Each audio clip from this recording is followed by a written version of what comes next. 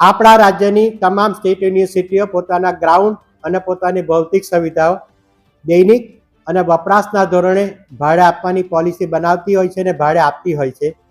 એ જ રીતે આપણી વિધાનસભા દક્ષિણ ગુજરાત યુનિવર્સિટીએ પણ જે છે એ 16/4/2025 દૈનિક ધોરણે અને વપરાશના ધોરણે એ ભાડે આપવાની પોલિસી જે છે એ બનાવવામાં આવી હતી.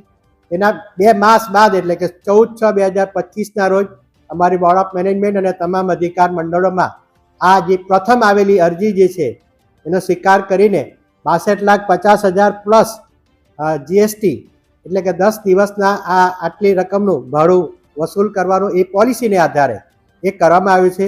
જ્યાં પોલિસી હોય આ જ રીતે અમારા અન્ય ગ્રાઉન્ડો અને અમારા કન્વેન્શન હોલો જે છે એ દૈનિક ધોરણે અને વપરાશના ધોરણે ભાડે આપવામાં આવે જ છે.